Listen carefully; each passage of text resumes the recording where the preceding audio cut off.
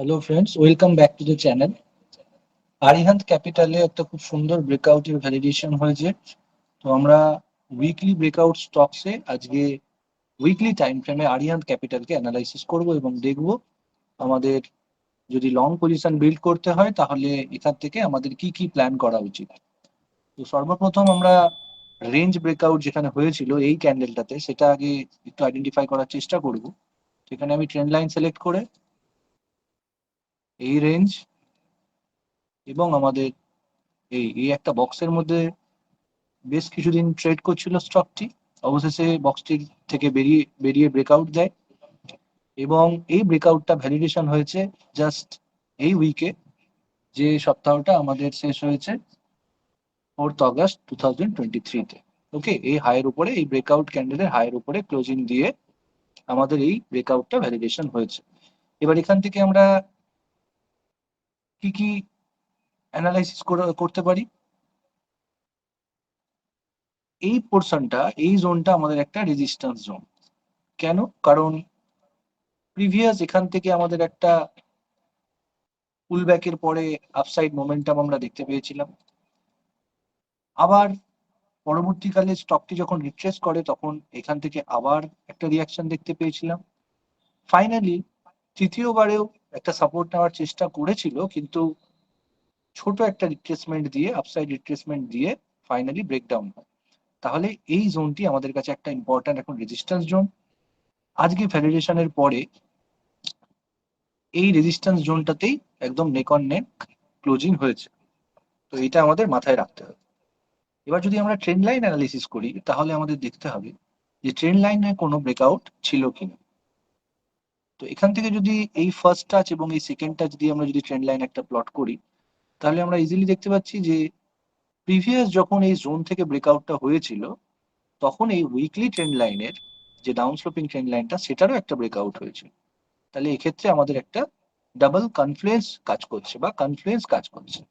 ওকে, এবার আরো একটু লার্জার পার্সপেক্টিভে যদি দেখা যায়, একদম এই টপ থেকে এই দ্বিতীয়টা যদি এটাকে ধরা হয় তাহলে, এবং এখান থেকে যদি আমরা এক্সটেন্ড করে দিই তাহলে আমাদের ইমিডিয়েট রেজিস্ট্যান্স এই জোনটার পরে আমাদের মাথার উপরে আরো একটা রেজিস্ট্যান্স রয়েছে, যেটা হচ্ছে এই ডাউন স্লোপিং ট্রেন্ড লাইনের উইকলি টাইম ফ্রেমে যে ডাউন স্লোপিং ট্রেন্ড লাইনটা রয়েছে সেটা একটা রেজিস্ট্যান্স হিসেবে কাজ করতে পারে। ওকে, তো এই জিনিসগুলো আমাদের মাথায় রাখতে হবে। এবার এই টোটাল ঘটনাটাতে, যে পুরো ঘটনাটা ঘটেছে, সেখানে অবশ্যই একটা ভলিউম সাপোর্টেড মুভ। তাহলে আমরা যদি এখানে আমাদের পজিশন বিল্ড করার কথা ভাবি, অবশ্যই আমাদের অ্যাট্রাকটিভ প্রাইস ছিল এই জোনটা।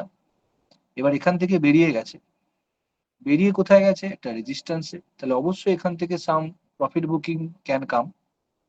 তো আমরা একটু ওয়েট করতে পারি, একটু যদি রিট্রেস হয় এবং প্রিভিয়াস এই প্রাইসগুলোতে যদি আসে তাহলে আমরা এখান থেকে এন্ট্রি করার কথা ভাবতে পারি।